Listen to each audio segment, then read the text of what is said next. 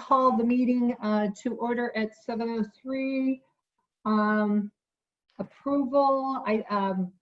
Colleen just circulated the minutes earlier today. Thank you very much, Colleen. And do we have a motion to approve those minutes? So moved. A second?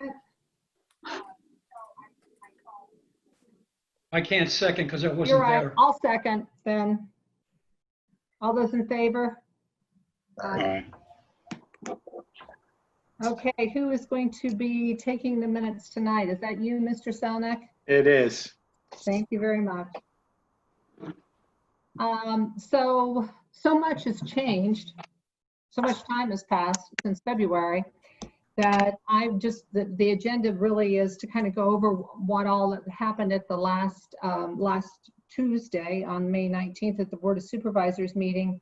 And of course, one of the major things was to discuss borrowing money to reimburse for the Township building. And so Jamie Doyle is here tonight to talk to us about that. I don't know, Ken or Stephanie, if you want to kind of explain where we are to the entire group who may not know or be quite up on everything, that would be great. Well, I believe we've shared all the information when coronavirus began. We immediately realized that we could be financially impacted by it.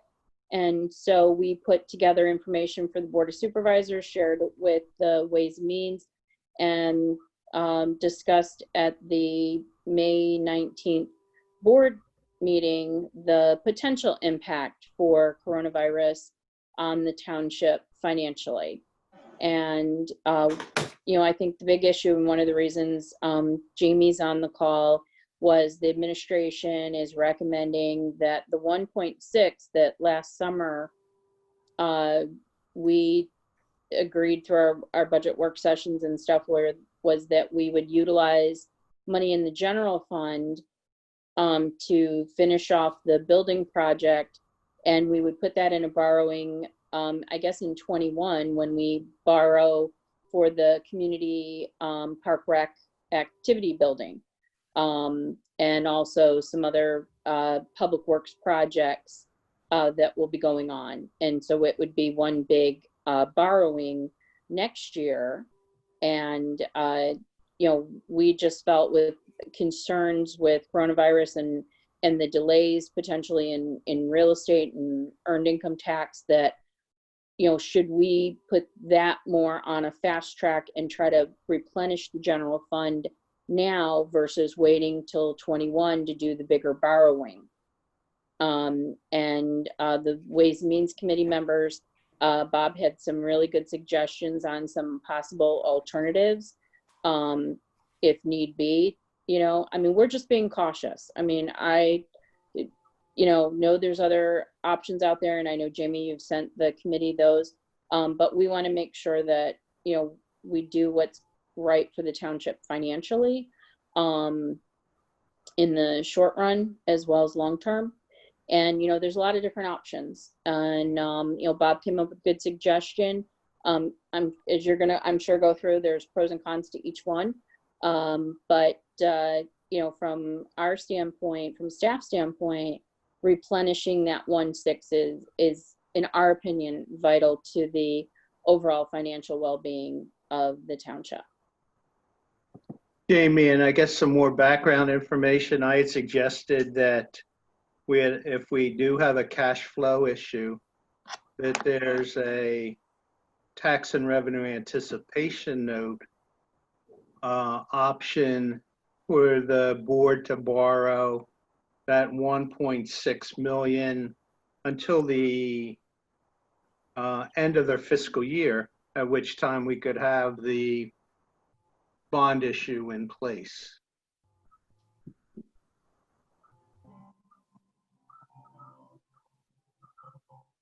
So that was the other option we discussed. Right. Sorry, of course I have somebody doing work here. Right outside my window. so I guess looking at some of the options, Jamie, what can you, Bob knows a lot about a TRAN. I know about a TRAN. I'm not sure what the rest of the group is. So what can you share with us, the entire group, to help us understand the advantages and the restrictions perhaps of a tax revenue anticipation note? Sure. Does everybody have a copy of my basically 2-page handout, or I can screen share if you don't? I think you should screen share it if you would. Okay. Yeah, I said for that. And also Brenda and the rest of the committee, we did send Jamie all of the information from the May 19th meeting, as well as the 2019 results and the information that we originally put together for the board regarding impacts of coronavirus. So she's got the whole package that you guys all have. Great. All right. Give me 1 minute to find it to screen share.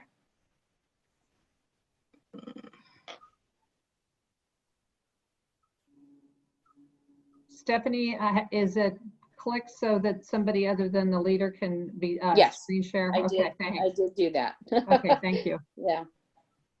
All right, I am having trouble screen sharing. Well, while we're waiting for Jamie, I actually did have a question. If Stephanie and Dave can confirm for me, because right after our budget work session, we had a general meeting. And Brenda, I apologize. It might be an agenda item, but part of the initial plan of borrowing, and certainly we all understand things have changed. It seems that not only are we decoupling the reimbursement, but we're now decoupling the curbing and Pebble Ridge project. Oh, absolutely. So I guess I'm just a bit.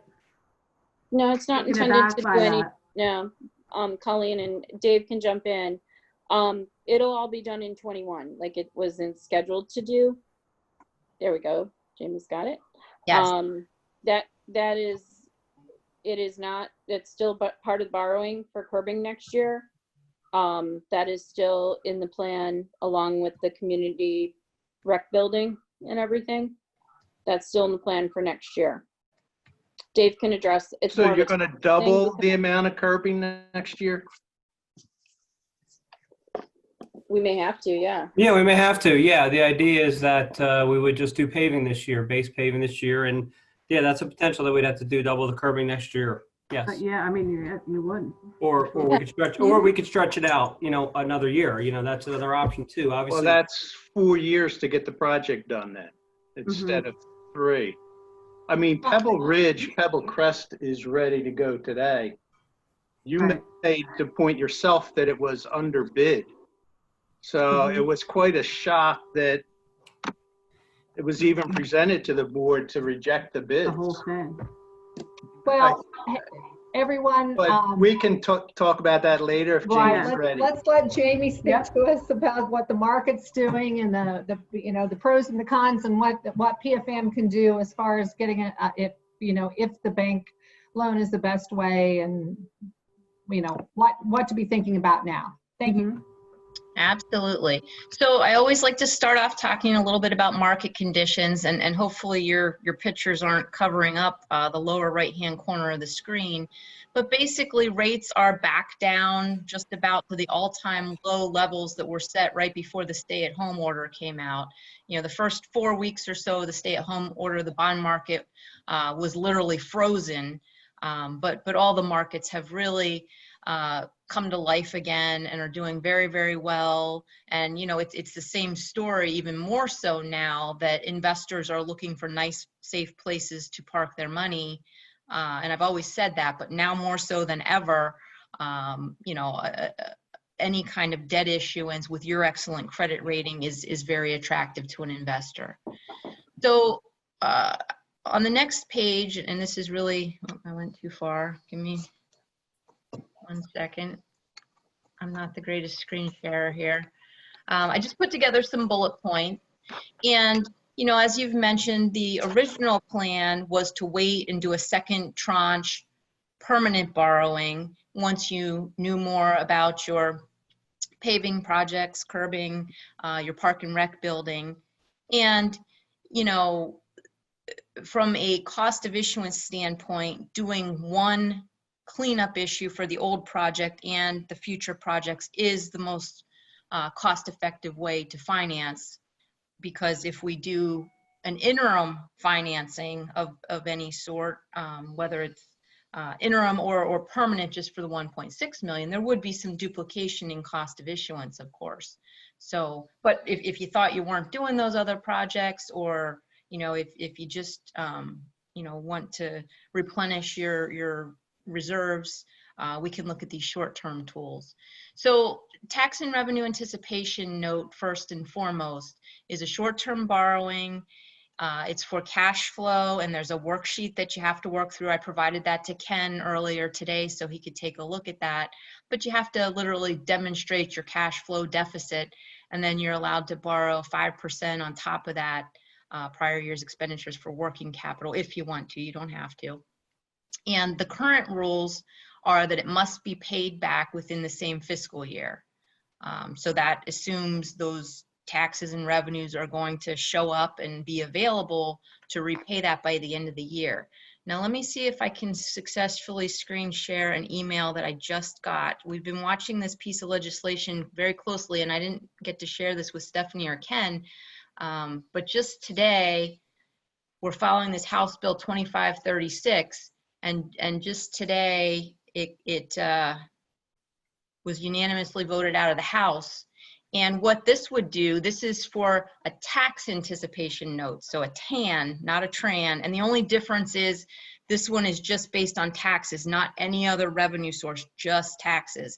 But other than that, it's very similar to a TRAN, and historically has had to be paid back by the end of your fiscal year. So this bill is looking to extend the payback time. So basically it would get you to the end of your next fiscal year, and, you know, make it a little bit more viable. So that, you know, I don't know if this will get to the finish line or not. It may not, but I just wanted to let you know that that's, you know, a possibility that would make a TAN a little bit more attractive if you don't have to pay it back by the end of your fiscal year.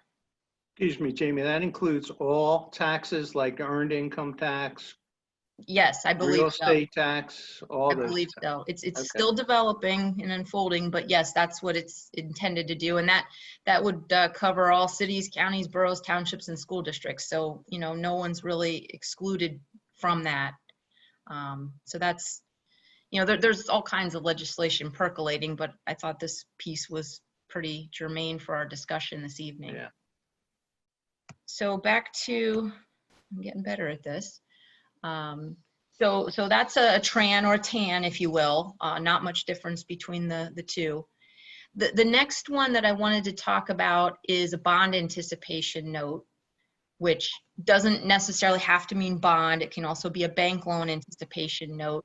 But basically, this is a weaker security because the source of repayment is a future debt issuance. It's not waiting for taxes or revenues to materialize. It's a future debt issuance. So it may have a term out schedule, which can be just a little bit more onerous, not the end of the world, but typically interest is all paid at maturity. So that's the one nice thing about a ban, you know, especially in a year where, you know, revenues may be delayed, that you don't pay any interest until maturity. But again, typically a little bit higher rate because it's a weaker security pledge than, you know, your taxes, your taxing power. And then I added this third one, a non-revolving line of credit. So it's also short term, but typically these can be up to 2 years. So that buys you a little more time to see how things shake out with you know, the effects of COVID on your revenues and expenditure, and see how things shake out with your additional projects that you may be considering. The source of repayment in this case is the general fund. So that again goes back to your taxing power and taxes. And, you know, the interest on this can be paid monthly or semi-annually, you know, depending on how we would want to structure it. Now, the non-revolving part about this just means that You could put this in place and not draw on it at all, just have it there in case you needed it. And, we would structure the term sheet on this. We want to be careful. Some banks try to put in a fee for the undrawn balance because that money's tied up from their perspective. They can't loan it to somebody else if they have to keep it for you. But we've successfully gotten lines of credit without a fee on the undrawn balance. So some people, put this in place to have it available just in case. And, other people might draw the whole 1.6 million in your example down at settlement and replenish their reserves. There's no right or wrong answer per se. It's just a business decision. And, I guess if you're going to do a short-term financing and not wait for a long-term financing, there's really no better time to do it than when interest rates are at all-time lows. The duplication on the cost of issuance, I would have to nail that down with the legal folks, and it might be slightly different for each of these options. But, in ballpark numbers, I would call that duplication of fees if you did a short-term financing and then ultimately took it out with a long-term financing. I would call that duplication of fees something in the $25,000 to $30,000 range, all in. Legal fees. I have a question on that, Jamie. At least in looking at short-term tools, how does that then, or does it then affect our credit ratings when we go to issue on a long-term solution? If you were rolling it into your long-term solution, I would say that it would not necessarily affect you. What will affect you when you go for the long-term solution is really how, everything did turn out with your revenue collections and your expenditures, how you did compared to your budget. That's really what they'll be focused on. Okay. Not so much if you temporarily Have a bridge, right? borrow money. Yes, a bridge is exactly the right word. Right. And not one of these is better or worse than the other if we do talk about short term. But that's kind of what I'm getting at. Well, I mean, if I had to rank them, I think the line of credit probably gives you the most flexibility. I think the tax and revenue anticipation note, the TAN, because of that pending legislation, would be the most likely the second most flexible. And then I think the ban, probably is the least flexible of those three. Okay. The one thing we have going, at least in my mind, is we have $700,000 which was deferred or put into the reserve, and also the $500,000 of operational overperformance from last year. So that's 1.2 million that we, if needed, could use and then back it up with a line of credit. That would, in my mind, minimize the amount that we would have to borrow, if any. So are you referring to the tower, the 700,000? The tower? Yeah. I looked at the notes. Again, pardon me, because I've been out of the loop for the last couple of weeks. But it said that was put in as a reserve and not to be used. Right. Yeah, the board had set it aside. Which is in addition to the 10% that we try to maintain in the general fund. Right. So in my mind, it's 10% plus 1.2 million. And if you do the line of credit, if you don't need it, you don't borrow it, as opposed to committing and paying the fee and plus the interest. Yeah. So in my mind, that's where my head is. Well, you'd have to go through the presentation, the cash analysis, but the 1.2 figure, the $500,000 figure is not really true. And the 700,000 has been set aside by the board. The board would have to decide to use it for that purpose. But no, there's not 1.2 sitting around waiting for use. And the $500,000 of that, only about something under 200,000 of that's in the general fund. If I recall the notes that I looked at this Wait just a afternoon, second, gentlemen. they were the stated numbers. It was Let's 0.7 and guess, 0.5. I mean, Joe, Joe, let's let our guest continue her presentation. Okay, This is sorry, her sorry. Expertise, and then we'll get into debating a lot of things when, Okay, when sorry. Ms. Doyle hangs up. Jamie, I'll zipper it. Jamie, I'm wondering if you could ballpark some of the interest rates for the Thank you. various. Mhm. Oh my goodness, the interest rates that we've been seeing, for example, I had a bond sale today and they had a one-notch worse credit rating than you do. And it was a 25-year financing. It was a wraparound structure, so it was back-end weighted. And the true interest cost was a 2.3% fixed for the entire 25 years. You know, on some better credits that we've had, we've gotten well under 2%. So you would think you could do that for a 2-year TAN would be under 2? I would think so. Yes. Yes. Okay. I mean, when we go out for RFP to all of the banks, and you know, when we do this for a client, it's all of our PFM bank contacts and all of their local bank contacts. You know, we've been seeing banks all over the place. I mean, I've seen some crazy stuff under 1%. I mean, just crazy through the market stuff. So, but yeah, certainly for something short term in duration like that, it should be well under 2%. Thank you. Okay, Jamie, continue. Okay, next section, I'm almost done. I didn't put together a real extensive handout. I just wanted to guide the conversation a little bit. But just back to the concept of short-term financings versus long-term financing calls. So short-term lets you address these cash flow needs without adding the full debt service payment into the budget in a year in which funds may be constrained. So that's kind of a pro for a short-term financing. They would typically lead to a second longer term financing later on with the additional cost of issuance that I've mentioned a couple times now.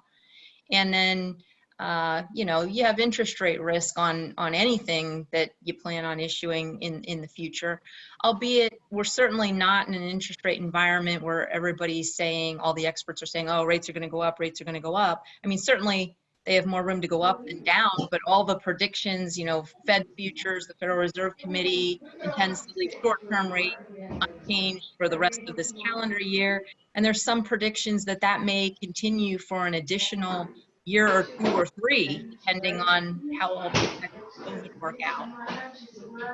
And so, you know, we're certainly not in a runaway rising interest rate environment, and I don't think we will be I'm sorry, anytime Jamie. soon. Joe, could you mute your, Joe?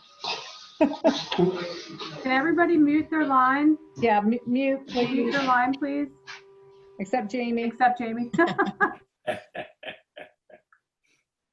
And then that last section, just the dual track process, and that's for a permanent financing. You know, that's where we would leave no stone unturned. We would solicit bank loan requests from all of our bank contacts and evaluate the apples to apples response, boil everything down to true interest cost, and you know, whatever produces the best economic answer is what we would ultimately recommend. You know, with bank loans, especially if you're looking for a long-term financing, 25 years, we just have to be careful, because sometimes they'll provide a fixed rate for the first 5 or 7 or 10 years, and then they'll have some type of rate reset that leads to a variable rate thereafter. So we want to watch for that, especially, you know, when you can get these all-time low rates on various vehicles fixed for the full 25 years. Some banks try to put a put feature in, and that's a financial term, a put feature after 10 years. And you can't do that under state law for a municipal government. But, you know, again, that's why we want to compare apples to apples and have a term sheet so they all know exactly what we're looking for. And we would do the same for the short-term options as well. There would be a term sheet that everybody's bidding on the same product.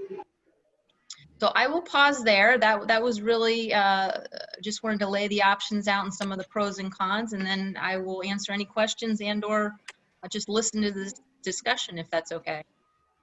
Absolutely. Jamie, how many banks do you typically go out to when you're looking at those either dual track or short-term financing through the banks? So if we have no restraints from our client, we go out to over 30 banks, almost 40 banks in most cases. You know, we give you the list of banks ahead of time that we propose to send the RFP to.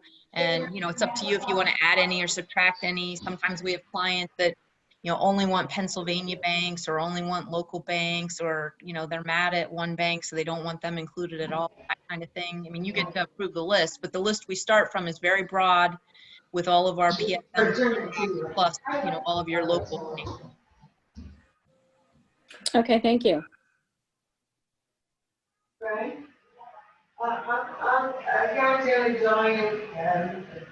Steph, if you're in charge of the Zoom, you can mute everybody.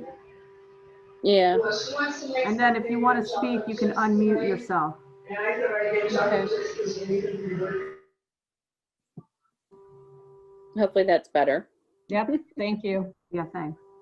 Mm-hmm. I hate to mute people, but. Yeah, you're not muted, Colleen. There we go.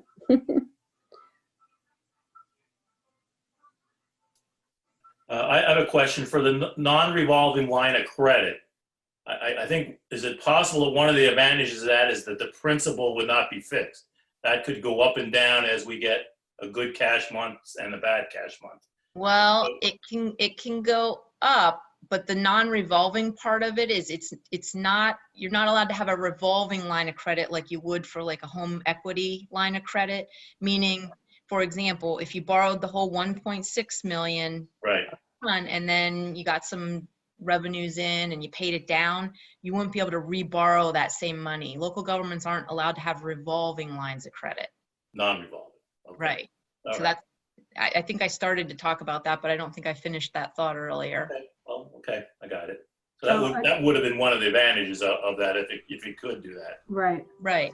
Or even borrowing in excess of, and the rate on that one is fixed? It can be fixed. It can be variable. It depends. We can ask for fixed. Okay.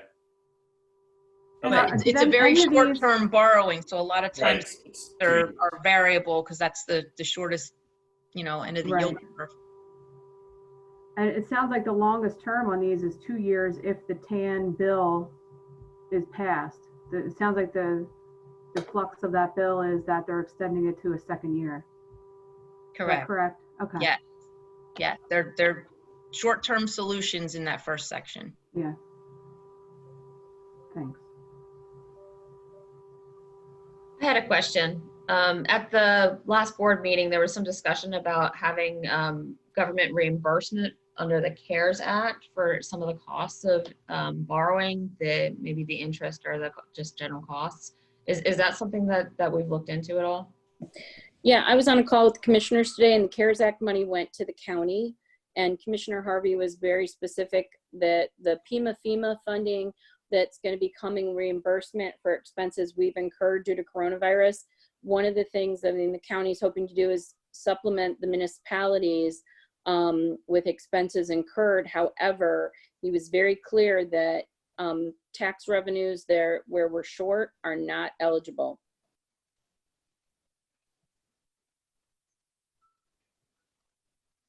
I believe there's also legislation kicking around in Washington, D.C.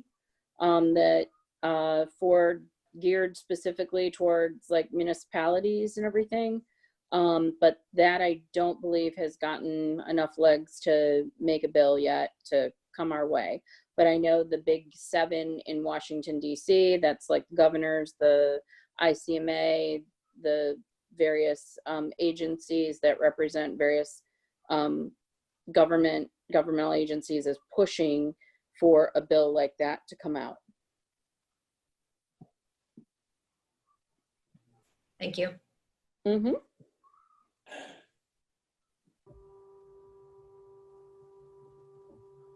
So any other questions for Jamie?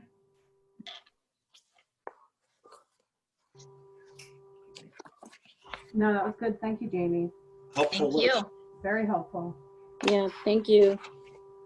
Any, Jamie, is there any rubric or anything for us to be considering what would be the best way or the best method to borrow? We just have to have a conversation and try to figure it out if that's what we want to do. Well, yeah, I think it's a conversation. It's a business decision. There's no right or wrong answer. I think the first decision is, are you looking for a short-term borrowing or a long-term borrowing? And, you know, if the answer is a long-term borrowing, is that a long-term borrowing now, decoupling the 1.6 million from the other projects? Or is that a long-term borrowing in 2021 after you may know more about the other projects? I mean, I think that would be the thought process. If, you know, if the conclusion is that you want a short-term borrowing, then I think just, you know, going through those pros and cons and, you know, what is most important to you. Like I said, I would probably rank the non-revolving line of credit first, because it wouldn't be, it's very flexible and it wouldn't be as onerous to, you know, prove. I mean, with a TRAN or a TAN, you have to do a cash flow worksheet and prove that, you know, you're going to have deficits. Mhm. Is there a limit on what we can borrow? If we take a non-revolving line of credit, can we take excess of 1.6? You could. Okay. So how's that get underwritten? Do we have to have it tied to a specific project? That is up to you. Okay. But if you draw on it, you eventually have to Pay the interest.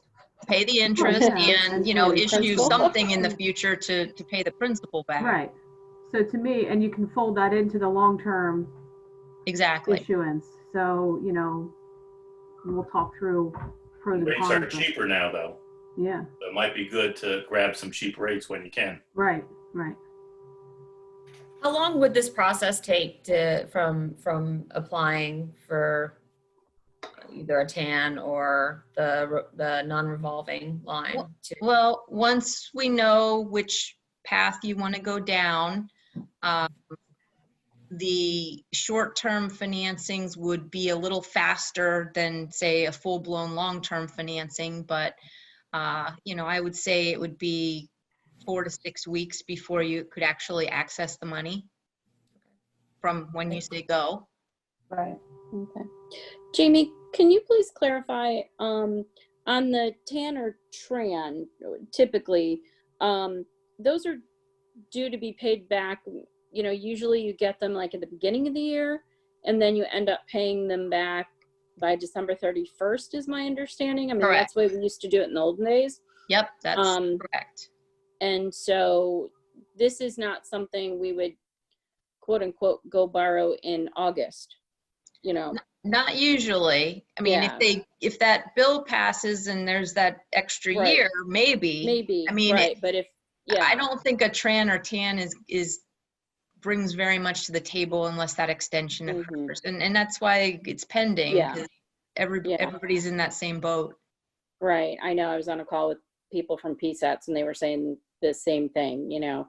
Now at that time, the legislation hadn't been, you know, discussed, but, you know, typically I'm thinking, okay, so the question is this something, you know, we need to be thinking of for, you know, 2021 in essence?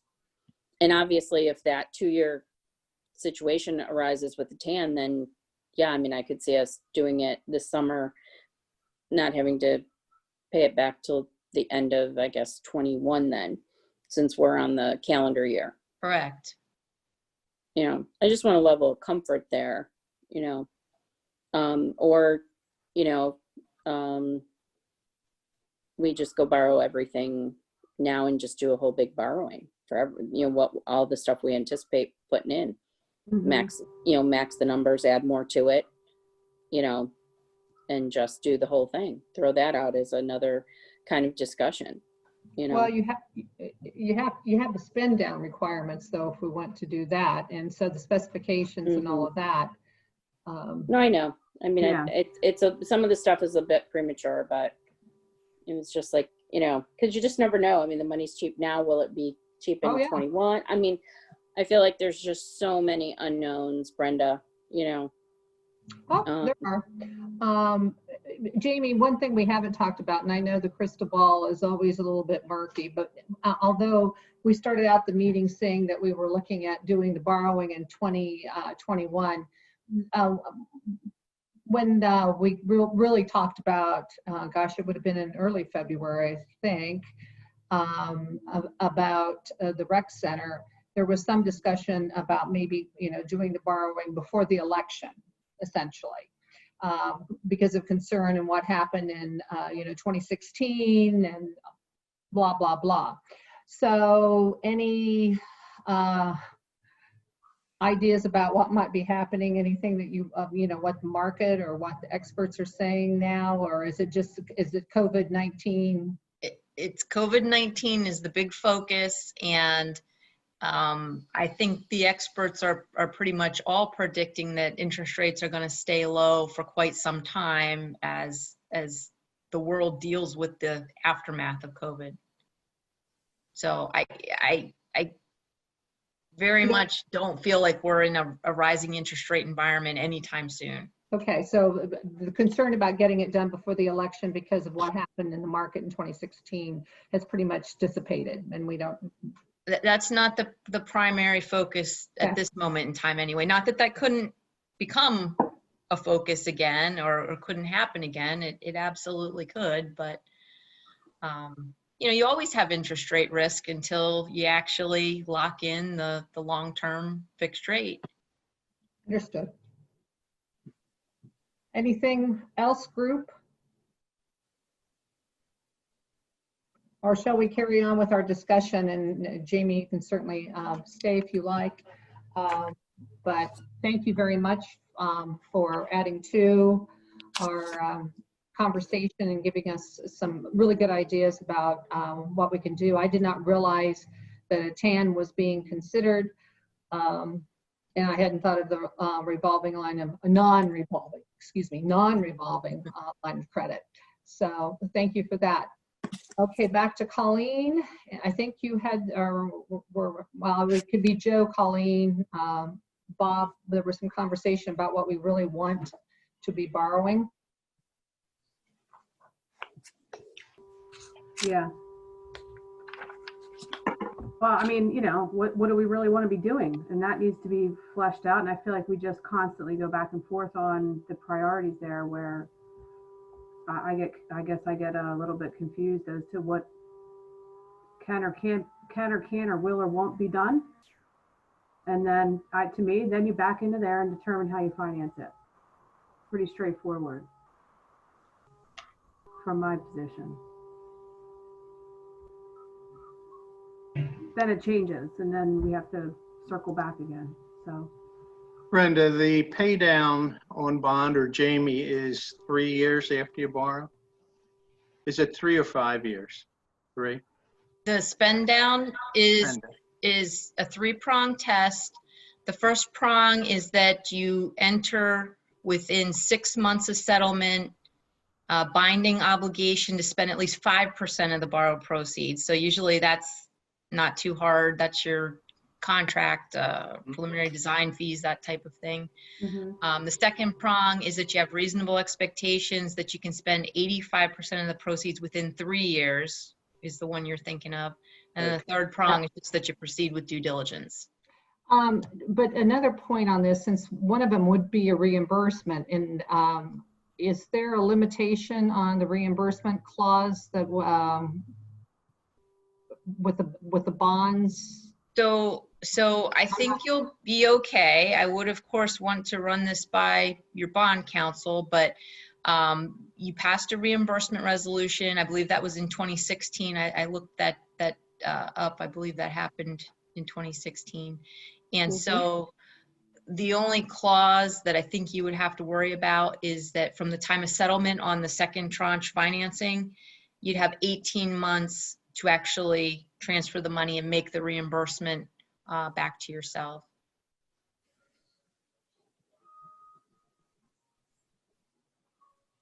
Waiting for my clock to stop dinging.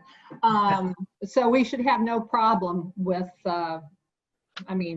that. Yeah, I don't think so. And I did speak with Jeff Garten briefly, because we were talking about another mutual client, and he didn't see a problem with that. Who is the bond counsel for Doylestown Township? Stephanie? We're both gonna answer. McHugh. Right. It was Yeah. Matt McHugh from Yeah, Obermeyer. yeah. He's no longer with He's Obermeyer. with a different firm, but Okay. we're still utilizing his services. Okay, I I wasn't don't know if we sure. would utilize them again, but he's helped us through the also independent on the Pebble Ridge Woodridge loan program that we did through Penvest. Okay, so that's helpful Mhm. thank you for refreshing our memory about the spend down. I always think of the 85% because that was always the one. Mhm. So I just want to clarify, because again, I was here after the whole bond issue process, so I'm new to that whole part. So Bob's asking the spend down provisions of the original bond, including the second tranche? No, Or No, once we get to the first one's second done. tranche? This is all about the second tranche. Second tranche, okay. Mhm. And we basically, I understand the 3-prong test, and then we have 18 months to reimburse back to the township once that is issued, right? Correct. Okay, I just want to make sure I'm understanding what we're talking through. Mhm. Thank you. Well, and that's why I was saying, Colleen, like, do you just go and do, I mean, I know we still need some information on the community rec center and the curbing, and I guess, Ed, the bridge is coming out and going in out of one of the other funds, right? Yeah, I think that was covered under another fund. Yeah, The bridge is pushed out beyond 2024. It's in 2025. right. So it's over the edge. We didn't even have Mhm. it in the plan. Yeah. Okay. Well, you're talking about the design Chapman. is done. The design is done, but the construction is over yeah. the horizon. So, I mean, if the rates are so good and everything, I mean, do you just jump into the deep end sort of this year, this fall, and try to, get it all now? Definitely, I would agree with that. I really don't, I'm struggling why we wouldn't do that. If the board would be committed to the rec center, we know the roads need to be done, and we know we have the 1.6 million that we need to reimburse the general fund. If you get 25-year money at 2.1% or whatever it is, you're not going to do much better than that. Right. But if the other items have to wait, I mean, that's why we brought up the 1.6,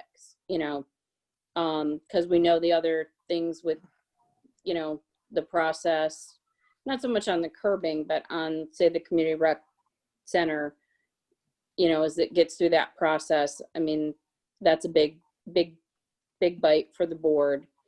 I think at the last budget work session, it had me a little concerned. A couple of the board members made a comment about borrowing, sort of a general, like, oh, I'm a little concerned about borrowing. So, whether it's 1.6 or the whole kit and caboodle, whatever that might be, that makes me a little nervous too, as to whether or not the 1.6 will ever come back to us. So,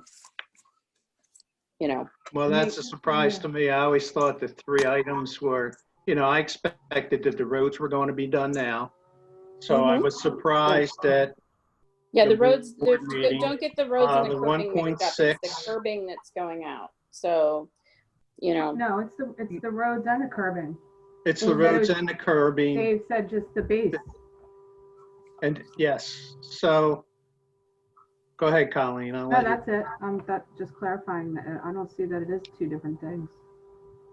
So we know we have all that money for the roads and the curbing.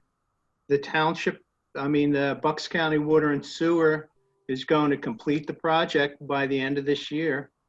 fingers crossed. Well, yeah, they're behind now, they're slow, but they're working the project. Yeah. So It may not I'm be not exactly sure. the end of the year. It may And flow I into have the to- next year. The other thing is oil prices, which make up a big Yes. part of your paving, are Mhm. down. Yeah, that was one of the So reasons. I have no Dave idea why wanted you're to not make doing as much paving as you can right now. Well, they are, it sounds like they're, Bob, it sounds like they're gonna do paving, just not in our development, essentially. I Well, know Dave was Not talking about necessarily. doing not other No, roads. Listen to Dave. No, that's Oh, not true. Dave's here. Good. You got one thing we have to remember, what I said at the 2019 budget work sessions. Two things that happened in Pebble Ridge, Woodridge. Bucks County Water and Sewer had to get done and get out of the way. And DTMA had to get done and get out of the way as well for us to move forward with paving, base paving. So one of the reasons why we asked the board to reject the bids, and we're probably, depending upon, and I talked to Keith and I said this at the board Mhm. meeting, is that DTMA is going to make a decision about their project, or at least discuss it in June, at their June meeting. Okay, so we need to know what they're doing before we can commit to moving forward with our work. We want to pave this year in Pebble Ridge, Woodridge. Exactly the reason what you said, Bob, because of the pricing. We just want to make sure everybody's out of the way. And right now, DTMA is not there. They haven't even decided if they're moving forward with their project. Okay, so their board has to decide. So that's one piece of the puzzle. It's not everything, but it's one piece of it. So we are looking, if things are on track, that we're probably going to go back out to bid in end of June, early July. So we're right on track, right behind DTMA. If they do their project and get out of the way, I was talking to Keith again about it this week, probably in September, October. Okay, so we're stretching it out a little bit. Okay, but we're planning to do work in September, October. Okay. the only problem How with long that, may- Dave, yeah, is go there's ahead. no water coming to Pebble Ridge or to Right. Pebble Crest. Yeah, my point was the So same. that piece of your bid should have been approved. You can get that We done weren't looking today. to take it apart, Bob. Bob, I can't take apart a bid so much that we devalue the contract so much. And so we just said we're going to throw them out and rebid it, and also trying to take advantage of better pricing. So that was some of the reason behind it. Again, But so DTMA is not going to be done the rest of the project by July or June, whenever you're going out. define, what do you mean by the rest of the project, Bob? You have a bid that allows you to pick off, We did. We did. hang on a second. You have a bid that allows you to pick off Pebble Ridge Road, Pebble Crest Road, Start them up, though. and do the curbing and the paving. You sent me the bid documents. I saw them. Yeah. So you could have awarded that part of the bid and got that out of the way now. You yourself said the price was under projected and under budget. So I have no idea why those contractors aren't in the street right now. Because we rejected the bids. But Rejected the bids. there's no reason for rejecting the bids. The bids were rejected on bad information in my mind, because you said at the meeting that you were waiting for DTMA to put water. There is no water coming to Pebble Ridge or Pebble Crest. Right. And Of you had a course, bid, You're right. You're you absolutely had right. the ability to do the bid for Pebble Ridge and Pebble Crest with Harris Paving under budget, and you could have had the project going. So Under the- what you under- presented under- to the board the was engineer's not estimate. correct. But Dave, I think what Bob's saying is that you could have pulled out 2 streets and just had Harris do 2 streets and been done. You And I can't. don't We think- devalue the contract by so Yeah. much that we, you know, You couldn't, again, it wasn't the onion wasn't being able to be peeled apart that much. You can't. Okay. That was my understanding. Can't Well, add the contract over a certain percentage, or take away from it, deduct from it to the point where, you know, you're devaluing the contract, and now you're unfair to your other bidders, because potentially they may have been the low bid on those pieces. So we decided to throw it out. But you know they weren't, Dave. You saw the bids. They all bid Oh, I'm on not saying it those before. I'm saying it's pieces possibility. specific. The bid was broken down into several pieces. It was. Harris was the lowest for both of those. And I have to tell you, the real problem I have was you didn't even list it on the board agenda that you were going to Mm-mm. discuss that. So nobody from our community knew that you were going to reject the bids. Right.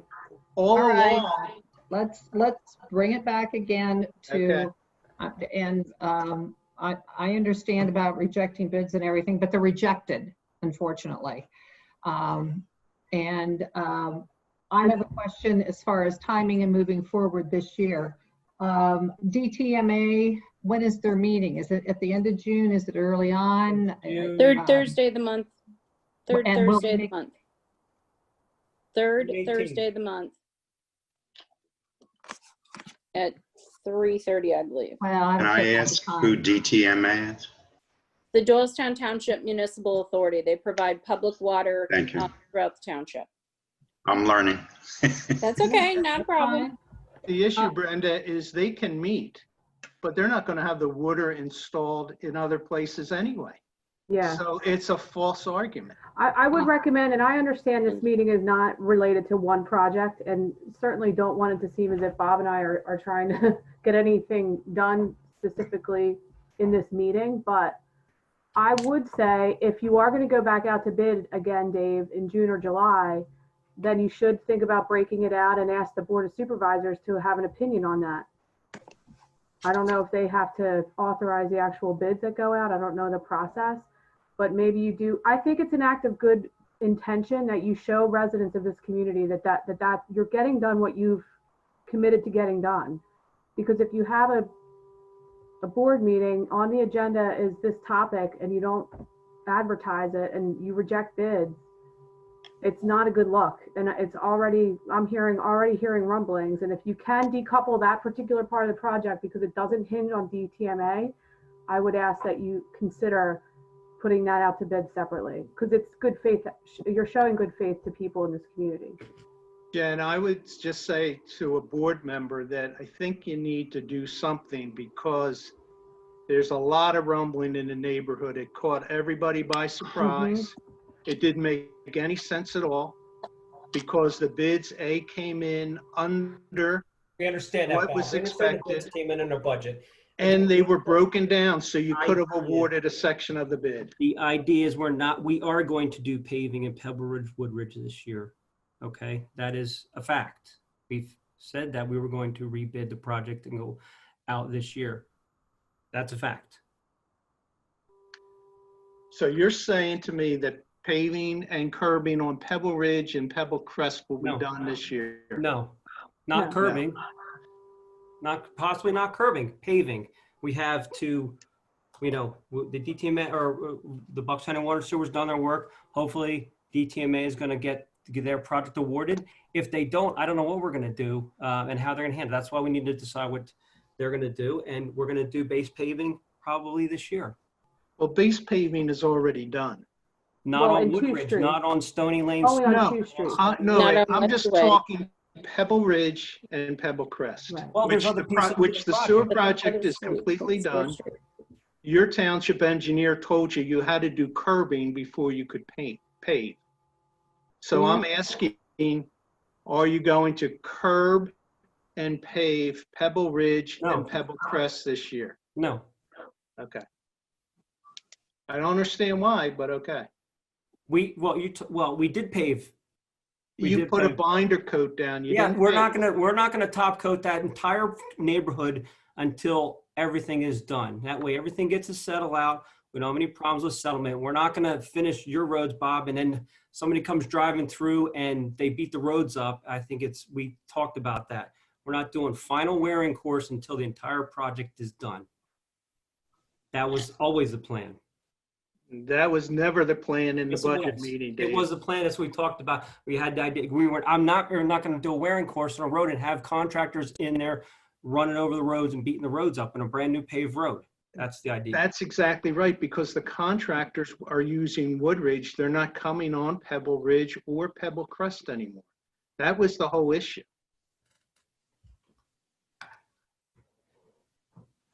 You can get something done. I'd like to see you get We're something going to done. do base paving this year. That's what we're going to do. I know you want to get your road finished, Bob. I understand. Everybody does. Yeah, So it's we been also- 30 years the thing is since I've anybody also touched these roads. spoken to other supervisors. they're concerned we're not doing other roads in other neighborhoods in the township as well, and everything's going into Pebble Ridge, Woodridge. We're probably going to do other roads in the township, which I also indicated at the board meeting, that we're going to rebid and do other paving elsewhere because we have other neighborhoods we're putting off as well. Dave, can I ask a question on that? Did we ever get to the point where we use software to rank projects and assets and capital expenditures and the timing of paving for roads? Like, why would you have to go in and repave a development that's less than 10, 15 years old? No, they're when not you have a common. They're like 20 development to like this 25 that's years 30, old. 40. Yeah, right. All right. Some of these 20, roads have 25. not been paved in 20 plus years. We haven't had paving since they built this development. Of So it's 40 plus years. It's older than me. Dave, my So, road hasn't been paved since how do we prioritize? 1968. Yeah. 1968 is How the do we, last how time do you we paved our road. prioritize? That's all. I mean, that's what we wanted to, when I started on this committee, that's what we talked about doing. Still, again, still not clear if that's something we'll get to, but this is not a meeting for paving and roads. Oh, we need to go back just and understand the timeline a little bit better. Look, money's cheap. I mean, there's absolutely no doubt about that. But is there a firm plan as to a timeline to roll everything forward and figure out so that we can meet the 3-prong test? And do we know how much money we need? We need the 1.6, the curbing, and then for the community rec. But are the supervisors, the board of supervisors, going to be comfortable and ready to commit to that? I'd leave that to Jen to, I don't know if she's talked to her colleagues, and that's why I said, it concerned me when one or two of the board said, I'm concerned about borrowing money. It was a general statement about borrowing in general, not about, we talked about the 1.6, but it was, whether or not we get the 1.6 at the end of the day, the board has to borrow everything. That's what concerns us overall, that with these 3 decisions linked, the board has never rendered a decision relative to borrowing money for this entire complexion of projects. We can discuss this later in the meeting, but on the inside, we see rocks coming up out of the creek because the general fund is getting empty. If those decisions are coupled together and subsequently November, December, January, February, the board decides we don't want to go with the community center, then where are we? I mean, I'm part of what I think we're trying to say to you is that the 1.6 million repayment, and we could argue about whether it's in February we're in trouble, April we're in trouble, or May of next year, but we get ourselves into shallow water.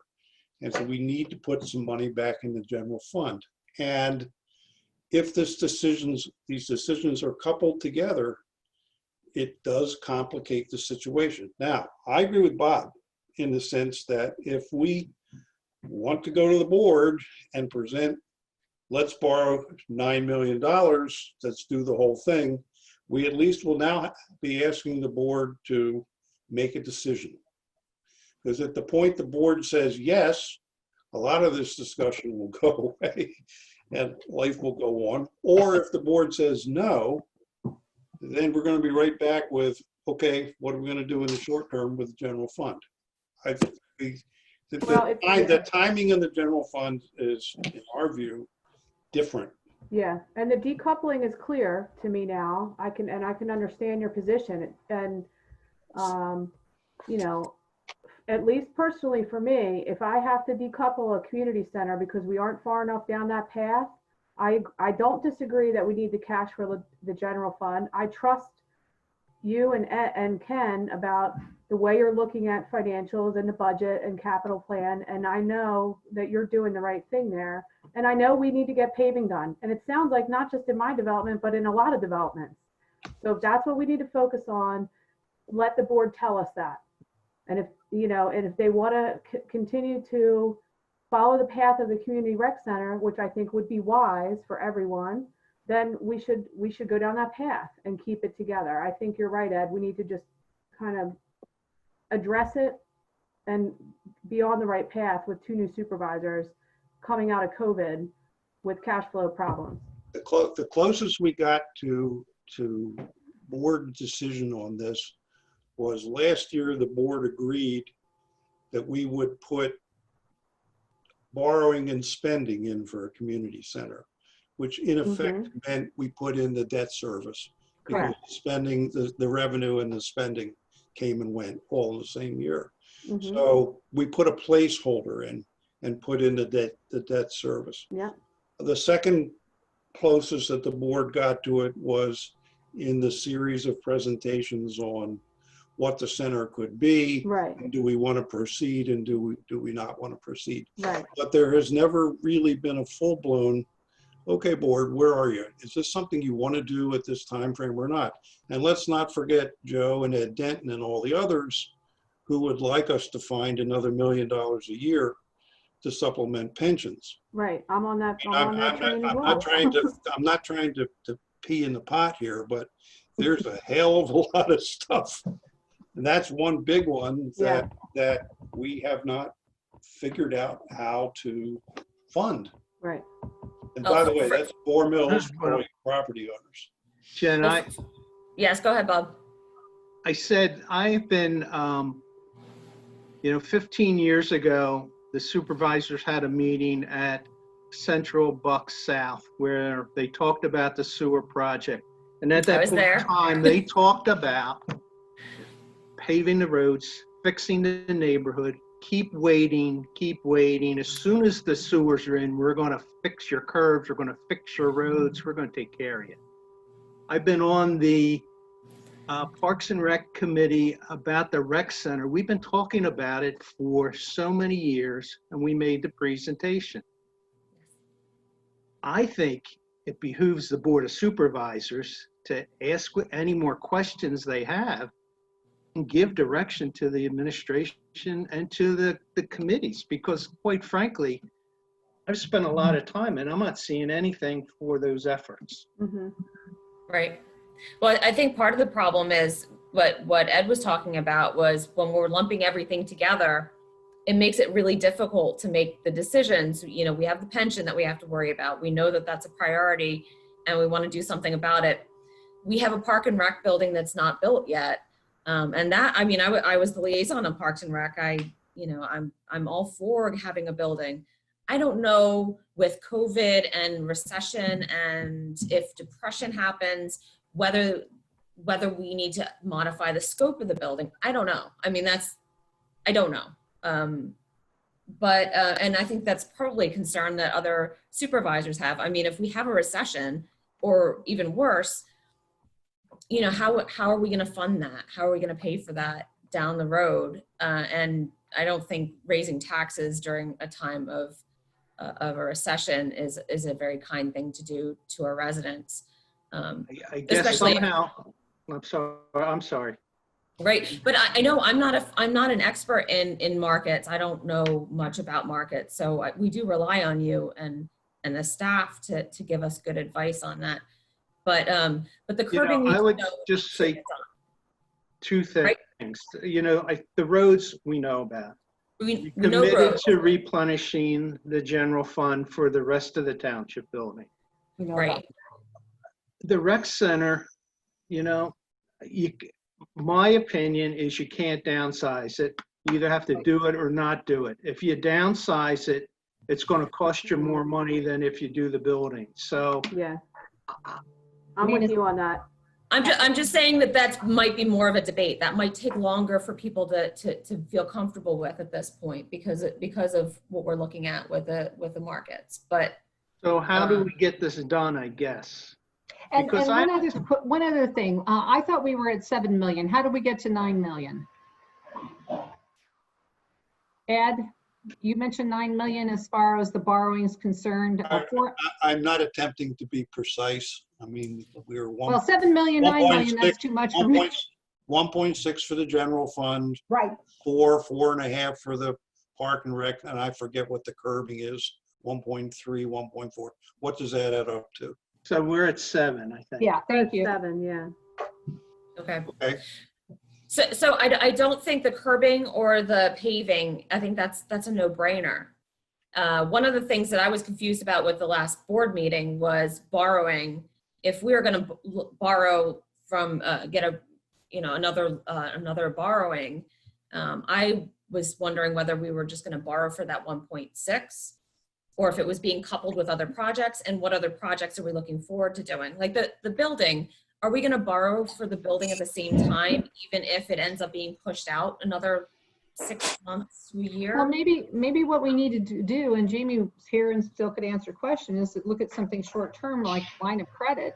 And then everybody talks and goes through, and we have a chance to see what happens with COVID. I think that sounds reasonable to have something like that, because I'm not saying we don't do the park and rec building, not even that we change the scope necessarily, but the timing might be a little bit different. It sounds from what I don't Ed think presented. I don't think you can change the scope on the building. When I did the financials and Bob and I worked on it together, it made sense to have the 12,000 square foot facility.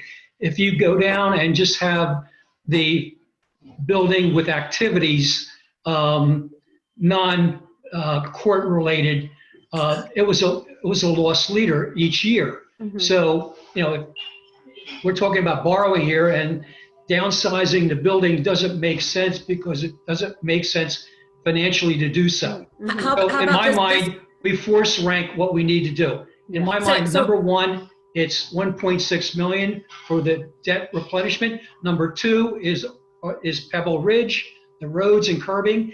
And number three is the rec center. And I would defer that until we get past COVID, past the curbing, and past the debt repayment. Well, one of the other things that we didn't calculate when it came to doing the park and rec center was that when we were talking about getting some revenue in, we were talking about doing group sports and group events and group things like that. And we don't know with COVID when that's going to be able to start and when it's going to be safe for us to start doing these types of things, and when people are going to be comfortable doing these things again. So we might not be making the revenue as immediately as what the projections were before because of these things. You don't agree? There Yeah, wasn't enough meat on the bone just to doing activities. Oh, yeah, I agree We with had to that, have, Jen. we had to have the court with the related those functions Yeah, there, the camp, et cetera, et cetera. but I Yeah, I do think it'll be quite some time until we actually have people going into any building, right? So Oh, I'm yeah. not, that's less on my list of concerns about the debate of the Right. building. And but- there, which brings us Valid. right back to where we were, where I started with this thing, that some of these needs are close in, obvious, and this particular one with the community center, which is the big mocker in this Right. whole thing, Mhm. is a decision that is going to be controversial, and maybe it's not one you want to make in 2020, and maybe it's not one you want to make in 2021. Maybe you want to say, we will take this project up again in 2022 after we get past all that. That's a whole different financing deal now. Now we're talking about something that's much smaller, and I think that's all we've been trying to do through this whole thing, is to decouple the pieces so they could be separately analyzed and then prioritized. Well, I appreciate being able to discuss it frankly between us and staff in a way that we're on the same page before we go before a Board of Supervisors meeting. So everybody understands what the goals and the priorities are. You also have the pension And the issue. pension, yeah. I do believe we said almost We all of these things on the 19th. Maybe You did, although we I didn't had, articulate them as well, but that I believe I said all those things. well, I didn't understand that the bids were going to be rejected No, during the that's budget what I'm- meeting. And yeah. I didn't see anything on the agenda, so I didn't pay attention later on. But that's another piece that apparently we're all agreeing on needs to be done. And I mean, as far as pension is concerned, I think you attack that in different ways and you don't borrow money to fund No, that. I agree. You don't borrow money things. to fund a pension. I agree. I wasn't suggesting that we borrow. No, but I just wanted to get it out there because, you know. But it is a constraint we have to keep into consideration. And we have to understand where that is on the list of priorities from the board's perspective. You know, I've done the budget enough years now that I know that there's not $1 million sitting in a little box somewhere that I can find every year. Really, Ed? I thought you were giving yourself a bonus every year. Now, I had to give it to Bob. All right. So our short-term borrowing, are we still at that? And then moving it into a permanent borrowing with something smaller than the short-term borrowing? Or do we just want, I mean, I think surely that's a to good find out loud, suggestion. we're going to do the curbs. Does it make sense to couple those together and then go out with for something a little bit larger? Well, that's just under $3 million. Right. So if you have So 3 what would plus be the 1, right 6. vehicle for that, Jamie? I'm sorry, Ed? That's about 3 million in total. So what would be I the like that. that's sort of neither fish nor fowl, is it? Well, Jamie? If you wanted to go couple those together and go for a long-term financing, we would go through that dual track process, evaluate bank loans, compare it to the bond market, and whatever produces the best answer, because that is an amount that's more on the fence, if you will, in between. Right. You're on the bubble. Okay. But we want to leave no stone unturned, so we would explore those options. Brenda, if I can make a suggestion, if we can reach consensus here, as Colleen suggested, that for the June, I think it's the 16th, budget work session and sort of the continuous COVID financial update we're going to be giving the board on a monthly basis, that we recommend to them that we've reached a consensus that a closer to $3 million bond be, or financing, let me put it that way, not say bond, but $3 million financing option be pursued working with PFM, and we start that process this summer. And Jamie, I don't know if we have to do agreements and whatever with PFM and the board and everything, but that we would, you know, recommend moving that 3 million forward in 20, so that by the fall we can be using replenishing the 1.6 and beginning to put towards the curbing and whatever we need to do. Just earmark it, say Pebble Ridge, you know, improvement, you know, roads, bridge, or roads and curbing, et cetera, for Pebble Ridge. Can we do that borrowing sooner rather than later? Because to Bob's point, there are streets that could be completed this year.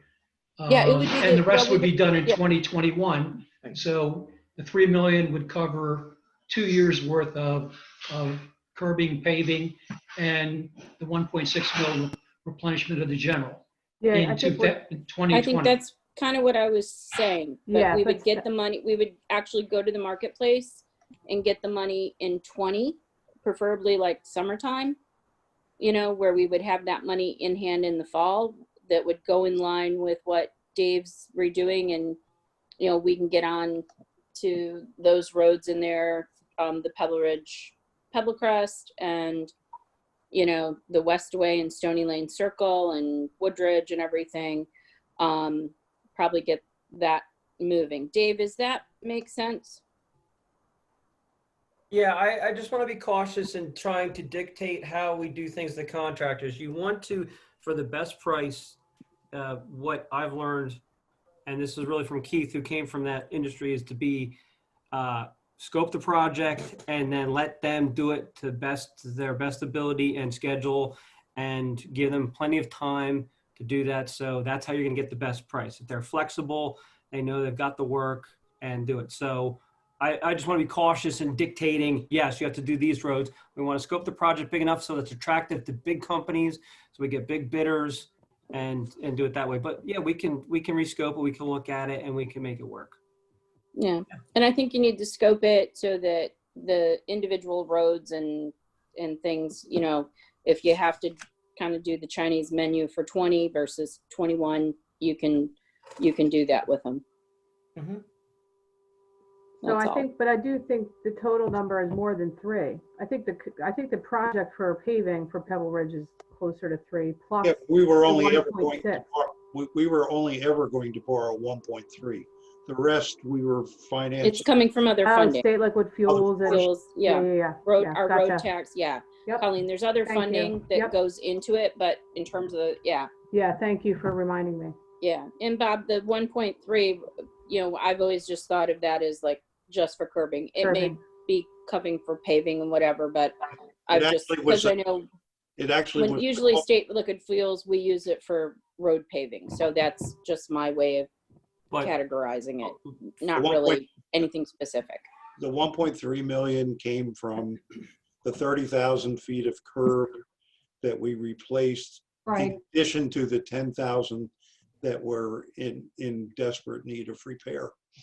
So Okay. that was what took us from doing repairs on a portion to doing curbs for everything. one thing I want to interject is we just need to be mindful of, we probably will see a hit and a drop in our state liquid fuel funding next year. How much? We don't know. Well, that's part of also that's something to part think of what we're trying to model, and I don't want to get too carried away with it. We have the state with liquid fuels for this year.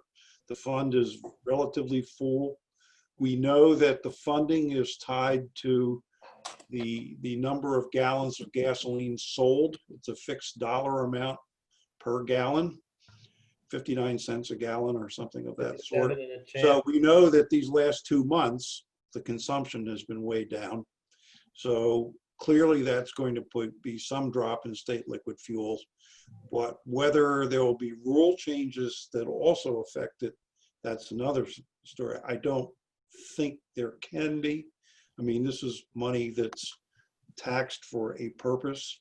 So I don't know whether it can be redirected or not, unlike pension aid and other things. I think you'd have to see legislation happen before the state liquid fuel would be reallocated. Right. And that's not going to happen, I don't think. Okay. I do think there's some diminution, but what could it be 20%, something of that sort?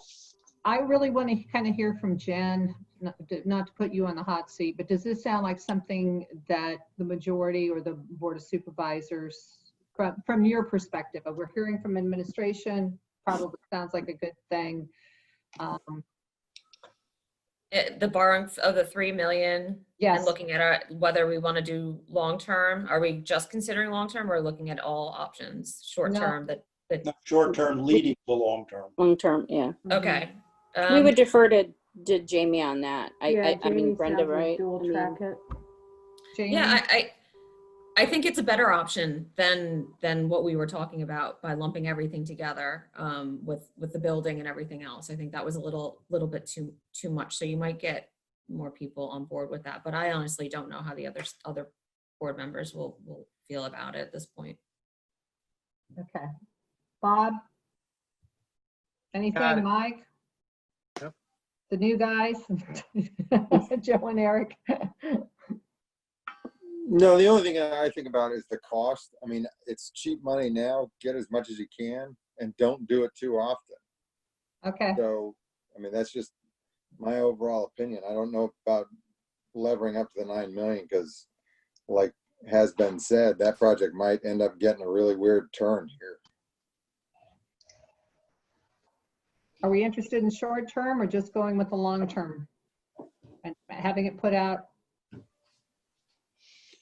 Well, the assets are long-term. Curbs last forever. Well, I mean, having the short term and then convert it into something else, or do we just want to ask PFM or an administration to look at it? Would Jamie be able to comment on that, short-term versus long-term? She knows it's $3 million. My opinion, Sure. If you're decoupling the rec center for a future decision and you know you're going to spend 3 million or whatever the exact right number is, you know, long-term is better than short-term in that that's when you're really locking in the rates. You're not really locking in a long-term rate with a short-term fix. So you have your interest rate risk, of course, Mhm. And personally, I think if we decouple them, that the rec center is going to hang out there for a long time, but that can become an emotional debate, which none of us have time. Right. I mean, the main reason you would consider a short-term solution is if you were waiting for that rec center project and you wanted to just do one permanent financing. That would be the main consideration. But most of those were only for 2 years, correct, Jamie? Correct. That's Okay. correct. Which How may far or do you may think- not be enough time.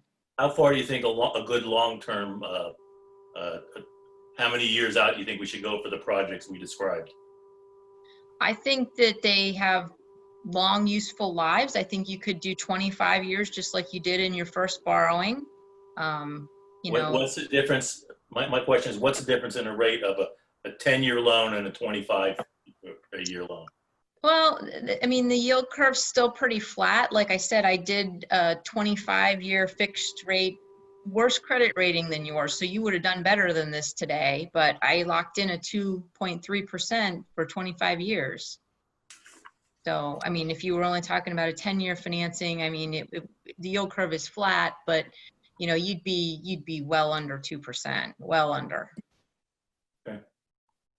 I mean, I just want to say, I'm not making any, suggestions that we completely scrap a rec center, given how, given how friendly rates are and just how much it makes sense on paper right now.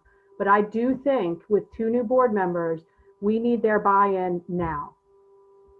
And that, I think, helped, not saying, yes, we're doing the project, but at least gauge what their interest in exploring it further, because we're going to issue or not, and we're exploring financing on big projects. I think we can't dance around it and kind of set it aside and not talk about it with them prior to making any decision. That's just my 2 cents. Yep. I'll reiterate, one thing is the 1.6 million has been spent, and all we're doing is replenishment. Correct. 2, the roads project is ongoing and is close to completion. Okay. 3, and that's in my mind, that's another must. 3, the rec center right now is a want. Right. So and with COVID, and I don't think anything's going to be resolved with that until a vaccine is developed, which is 2021. Do you think it's a Early. 2021 So or 2022? in my mind, we got 2 musts and a want. Borrow the $3 million long term, lock it in, and let's move on. Yeah, let's get on with Let's it. not hold up for a rec center that Right. has been years in the making. We've been since 2017 without a rec center. Well, now, wait a minute, Joe. The sewers have been years in the making too. That's a must. We got 2 musts and a want. Yeah. Okay. Bob, you okay with this approach? Yes, yes, Okay. I am. All right. It sounds like the middle of June is going to be very important. So we've started to talk about what will be on the budget agenda, Ed, for the Board of Supervisors and other admin on June 16th. That meeting will be important as far as I'm concerned at DTMA. And that's, I think, 2 days later. And then we will be meeting the following Wednesday. So a lot will be happening in June. Yeah, we haven't started to work on the agenda for the 16th, so I think this group has put together the first item tonight, so we know what to put on there. Our intention is to continuously update the modeling on the impact of the coronavirus on this year's finances and this. In fact, today I'm working on the 5-year model, which will basically work on leveraging off of 19, 20, and 21, so we can start to look at these things over a period of 2 years. And so we're going to be updating that not only with modeling, but also with what the reality, what's happened to us. We know at this point that the principal sensitivity is the EIT. the two dates for delivery, of first quarter EIT and second quarter EIT. I guess second quarter EIT, maybe that date hasn't moved, but it's not due to be paid until the end of July. And the first quarter, the middle of July. Now, we're already $225,000 off year to date on EIT. But some of that could be timing because people don't have to pay it yet. But we don't know. And we're going to have to wait this out through this period of time into June, July. But we're going to be reporting, and that's part of what I'm sorry, I'm going on forever, but in June, we would be reporting. We'll be doing the same thing in July, same thing in August, as Right. these particular figures get updated. LST, the same sort of thing. Anything else, we're keeping our eye on the real estate tax, though for the most part, that's already paid. Yeah. Yeah. The other thing is, and I mentioned it at the budget work session, as a member of the Bucks County Consortium of Municipalities, we're participating in a study with an economist, and Jamie's familiar with it. Melissa, they, I guess, were familiar with it when we talked about Middletown and everything. And so we should have that information, I believe, the beginning of June. That's right. And I think that's going to be helpful. It's an independent economist that the consortium hired. All the municipalities, put their data and they're all, spinning it around, and we'll see what comes out. But I think it's going to have like a sort of a low, medium, or middle of the road and worst case scenario of Help us model. a model of how we're going to be impacted. So I think it'll be helpful. And we're keeping track on the numbers for unemployment for Bucks County 18901 numbers and everything like that. So one thing I failed to mention, most of our conversation so far has been about the general fund, and that's the one where most of the action is. Secondary operating fund is the parks fund, and that's obviously under assault because there's a lot of programs we won't be doing this year. There's also the costs associated with those programs, some of which has already been spent, but which will be put in abeyance till next year. I don't know. We have to work our way through the details in the parks fund. I don't think it's not critical, but it's not one that we've picked up and looked at specifically at this point. And that's another thing that's going to be going on in the next 30 days. So by the time we get to the June meeting, we may have some conversation on that, what the impact has been. I mean, clearly there's going to be a revenue impact, and there's not all of the cost is going away. Was there anything in the CARES Act would help a municipality?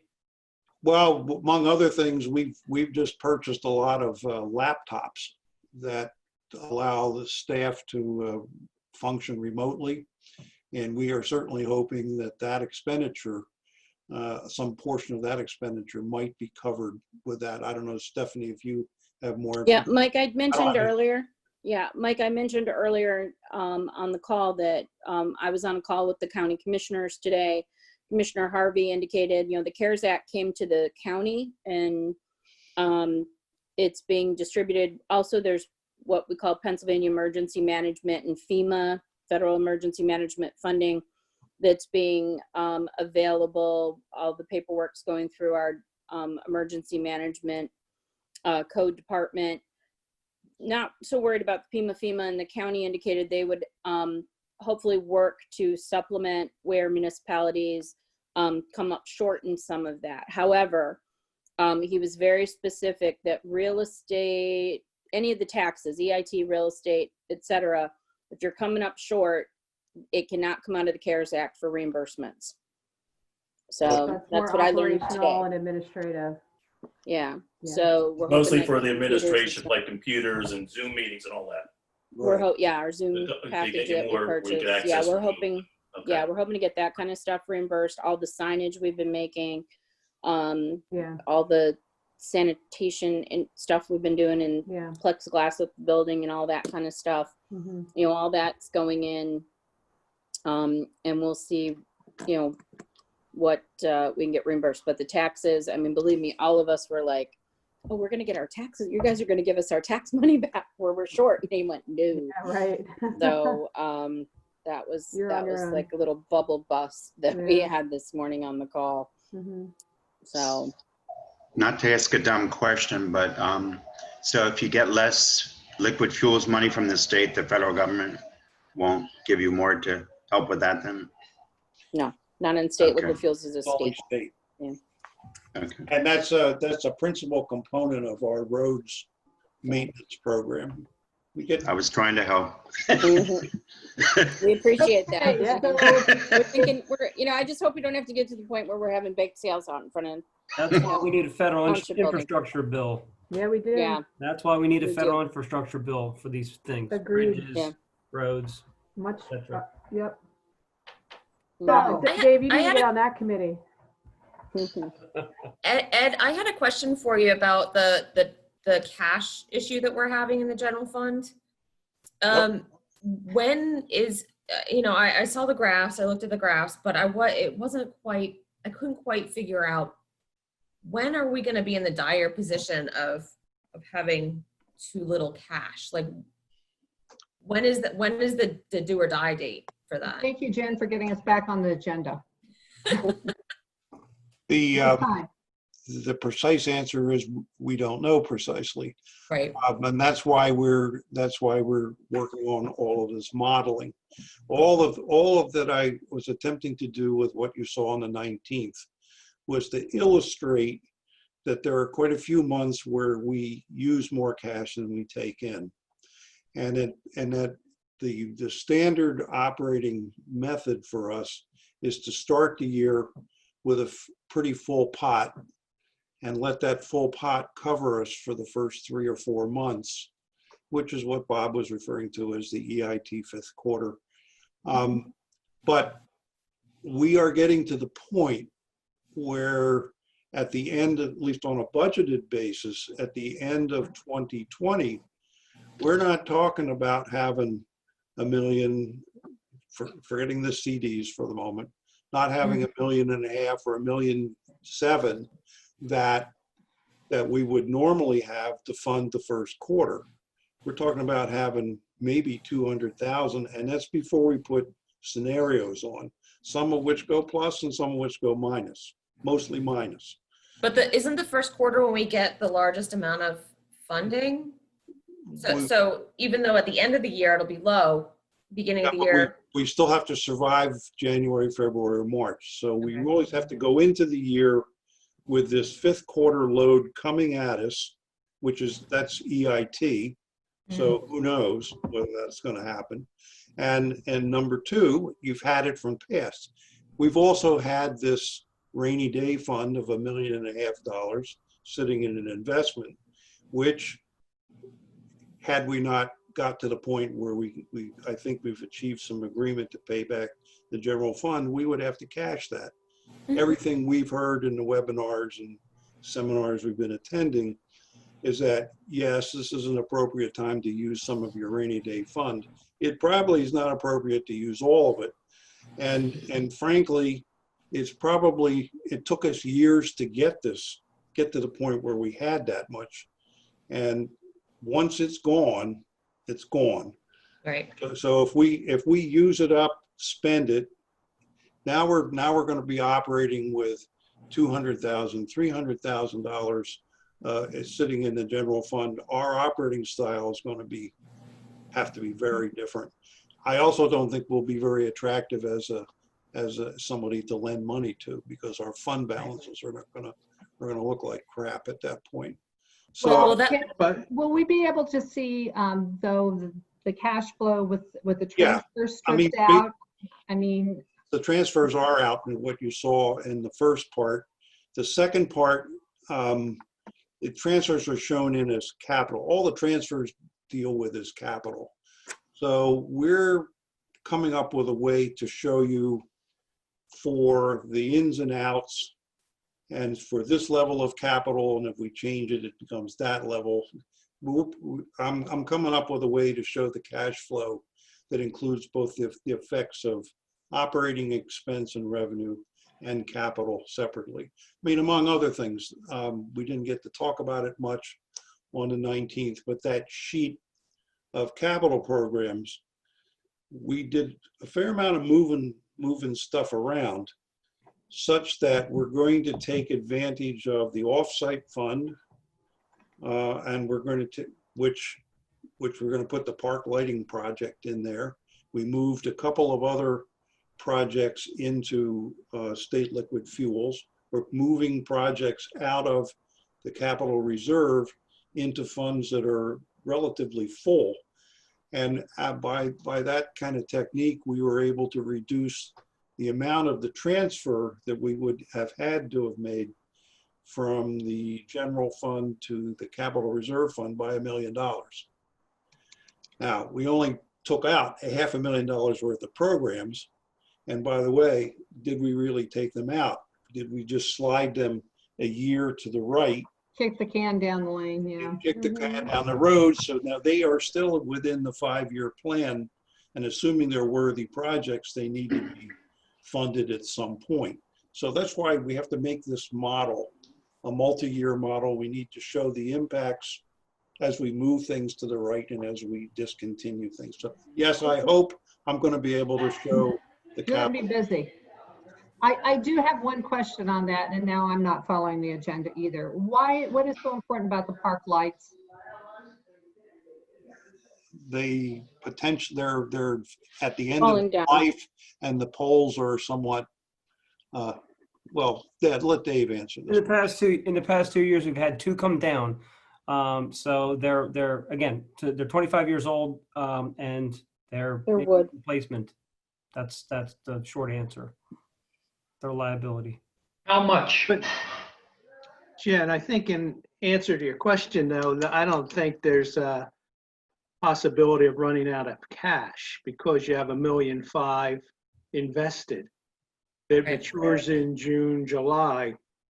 So if you're worried about the beginning of next year, you would just reinvest that $1.5 million until December or so. So you could That's what we're, start the year. that's It what we're doesn't- intending to do. Yes. Yeah. Good idea, Okay. Bob. So it's not running out of money issue. It's not having your rainy day fund. It's not having the fund balance. Well, that kind of follows up with some other questions that I have when it comes to the decrease in the general fund. It looks like, you know, we're seeing a steady decline in our general fund and we're going to borrow money to repay it. But I'm curious, are we going to continue on this trajectory of diminishing our general fund where we're going to be in trouble again in the future? And if so, like when in the future are we going to be in trouble if we don't? Your question is a fascinating one, and I guess this will be my 12th budget cycle, and I think in every one of those cycles the general fund has gone to hell in 5 years or 6 years, and then the next year it's a little better. So we're not quite sure what's going on. we obviously are forecasting somewhat conservatively. Somewhat, yeah. But the trend has been downwards for the general fund. You can't. Ed, I think your estimates have gotten closer to reality, you know, over the past couple of years. So I'm afraid, even though we say it's conservative, I'm a little concerned that it's more realistic. I think everyone is reacting not so much to what normally happens, because that's quite right. And it doesn't matter whether it's the township or a school district, you need to budget conservatively, or any government.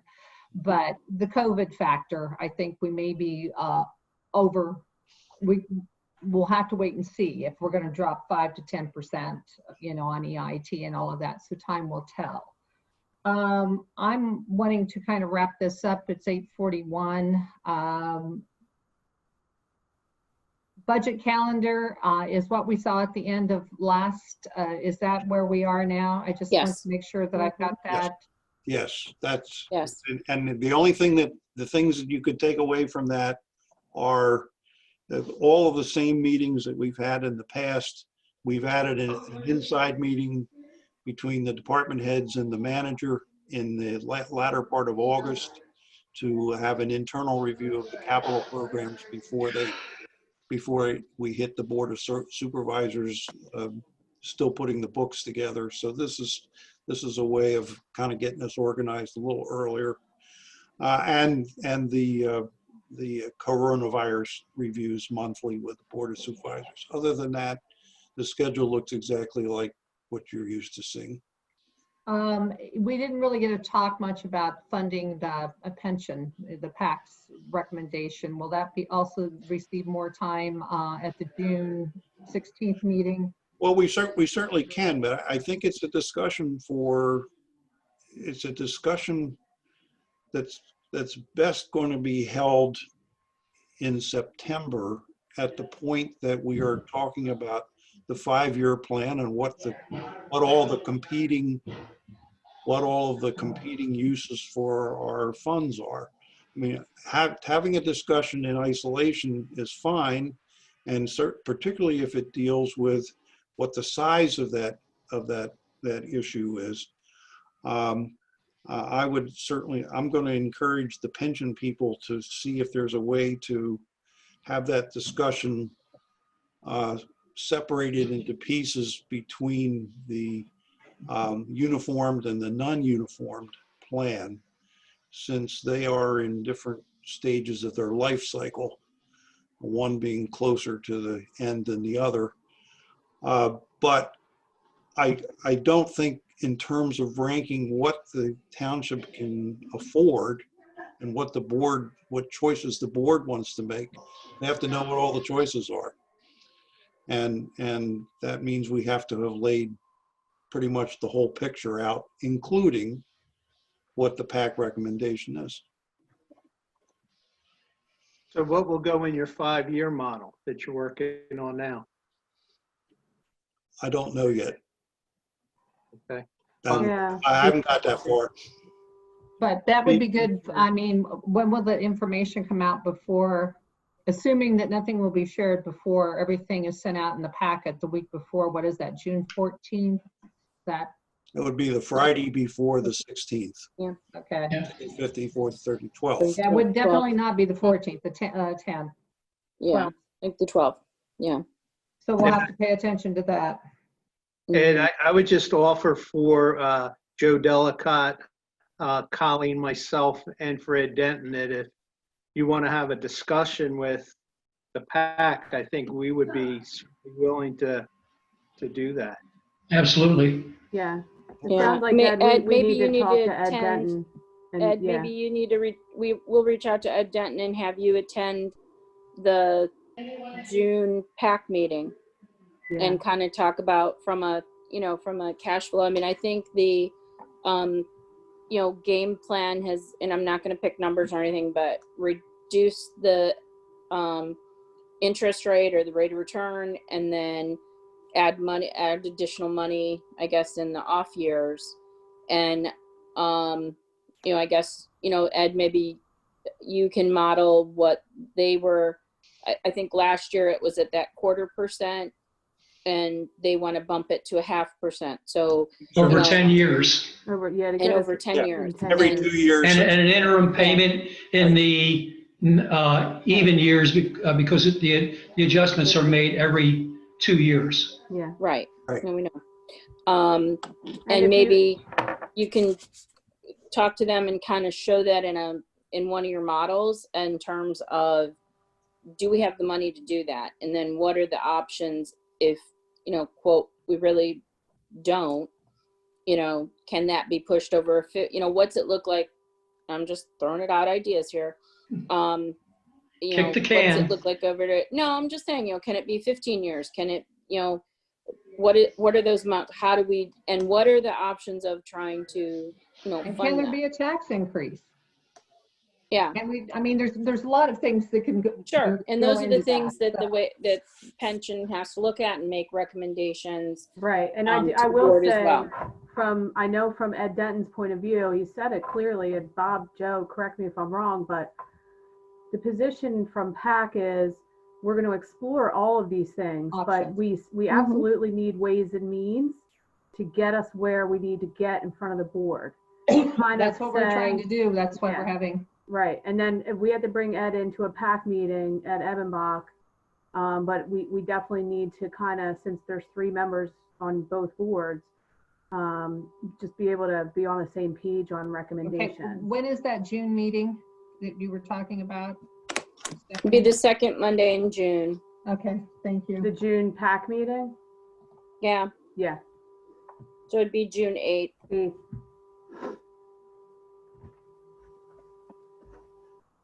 So, Ed, Do we have, this was not on the agenda. Now I'm going off on a bit of a tangent. Do we have the audited financials for 2019 yet? No. No, I don't think Ken got out of audit, did he? Ken? No, we haven't received the 2019 financials. The DTMA is almost done, and they're going to be sending us a draft as far as that financial statement is concerned. And then we're going to forward that off to the auditors that are doing the township side. So it should be wrapped up probably mid-June to late June, hopefully. Ken, It would be good to have a chance to look at the audited financials before we start wanting to, get serious about borrowing money. Right. Yeah. Ken, can you explain, Well, there's still two yeah. new people on the committee. Can you explain why we have to wait, that they're a component unit? Can you just explain that so everybody has a, real quick understanding? You have two new people on the committee. They may not know that. Well, the authority is a component unit of the township. And, their financial statements are incorporated into the township's financial statements. And, and that's, they've always been a component unit of the township. But the financial statements for the township, I believe, are going to look pretty good as far as the overall fund balance for the general fund and for the overall other funds are concerned. So our 2019 financial statements are going to look pretty good, I feel.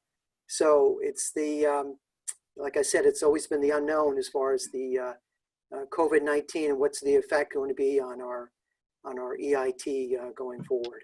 Well, one of the reasons why I mentioned the financials too was because there had been discussion, this is prior to COVID, about transferring some additional money or making another pension payment. Again, I don't want to go there tonight, but it'll be good to see what the financial statements and do that comparison, which I'm sure Ed will lead us through maybe next month at our meeting next month. You want to explain that again? I don't think I caught what you're asking me to do. Well, remember at one point in time, sorry, I've got too many devices going off here. And one of them is my nose telling me dinner's ready. And Yeah, it my smells bartender's really on the line too. Anyway, What's for dinner? What I meant, Ed, was remember we'd had the conversation about if there was additional money that resulted in a larger fund balance after the October 2019 projections, that there would be some at least discussion about making an additional payment. I recognize COVID, but I still want to, Ways and Means, have us take a look at that and have that conversation. It may, change, but I still want to have the conversation, but we can't have that till we get the financial. I believe what my understanding was in talking to Ed Denton is it was the difference between the 300,000 and the 125. If there was operational favorable balance from the October to actual, that difference, or 175,000, would be paid into the pension plan based upon the favorable operational variance. So if we have to wait till financials are quote unquote audited and approved, that's one thing. I don't know, Ken Wallace can answer this, how much differences are going to be between what you have today in terms of financials and what's in the ledger and what the audited numbers are going to be. Typically, unless there are significant adjustments, the pro forma you have today should be close to what's the audited numbers will be at year end. And you have those reports, the 2019 preliminary final you've had. We sent out. Okay. It hasn't changed at all? That hasn't changed. Okay, it's just waiting on the component units Right. stuff to be. We're just waiting for But sign off. we're not anticipating any big change. Okay, we But will, don't get too carried away, because I'm not. the 1 point, I'm serious. There's probably in the general fund, which is what funds pensions.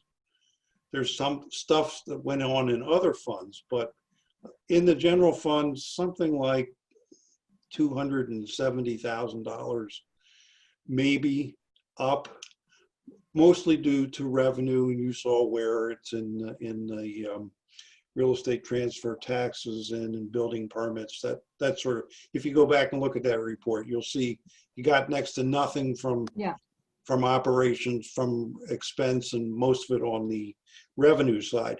But we ended up having to put one more payment into the capital projects of $185,000 to borrow from the general fund to pay for the new building. That's what completed it. That happened. That's a separate issue. Whether it's a separate issue or not, there's about a $90,000 nut you end up with. But that additional payment will be repaid when we do the bond issue. Yes, it will. okay. That's timing. Due to, So, Joe, we get got us the, our money back, and then we got something to talk about. Okay. fine, but we just have to put it But on a that's, to-do in my list mind, to remember that's it. a timing cash flow issue, not a permanent adjustment. Right, okay. Ken and Ed, any budget updates? One number, Ed, you already told us we're $225,000 off on our EIT number. Yeah, I sent out an end of April report. I think it went out a couple Fridays ago. You should have a general revenue. It went out in the Friday packet you got. There's the April 30th data for revenue, year-to-year comparison, and expenditures year-to-year. And there's really not much to comment on other than EIT, which at that point was off significantly year-to-year, and building permits were up. Doylestown Health has been very kind to us. We have something in excess of $200,000 worth of building permits that have come in for big project over at the hospital. We also have some year-to-year erosion in parks programs, not surprising. And we have year-to-year erosion in interest, but then of course we don't have the money in the capital projects fund anymore, so nothing to have interest on in there. There's nothing remarkable in the report. Okay. Have you not seen it? I can send it out again if you want. I just wondered if there was anything additional. You had made a comment about 225,000 for EIT, and I think that's taken in, that's through part of May, isn't it, Ed? Yes, that's not the end of April. I think. Right. Okay. I just wondered if there was anything else that was worth noting. We'll have some questions. Gang, you're all starting even on Zoom. I can see that everybody is, just starting to. I move we adjourn, Brenda. Okay, I just wondered about that. We're- I'll we're hold get- the investment discussion second. for the next. We're getting next hungry meeting. because we heard you're gonna have dinner. Yeah, we're coming over for dinner. And then we're going to ask for a Smelling drink. good too, Yeah. folks. Anyway, thank Bob, you. you're doing the minutes, and we need, if you can get those to me, technically we need them within 48 hours to post on the website. Wait Because we did a minute, that Zoom wasn't part of the meeting. agreement. Oh, no. It's part of the new SB 840, Senate Bill 840, that allows us to do a Zoom meeting. All right. So, yeah. And it's, it's They been can be recorded, so skinny it'll be minutes, So they posted. can be a draft. Yeah. Yes, they have to be draft. That's Okay. fine. But Got yeah, it. this is, I'm, not sure who the minute police are, but, they might come after us. There's space police, there's everything. All right, motion to adjourn, and thank you, administration and Jen for hanging in there too. It needed to be difficult after a 3-month hiatus. To adjourn. And Jamie, thank you very much. I think Bob adjourned. Joe, you can second that. And I already seconded. okay. Colleen and Joe. You're out of Yeah. luck this month. We'll take care of it. Eric, thank you, and to you and Joe for persevering through this. And once COVID's over, hopefully we can get together and Yeah. have a chat. Coffee. Maybe curbside pickup and have a drink.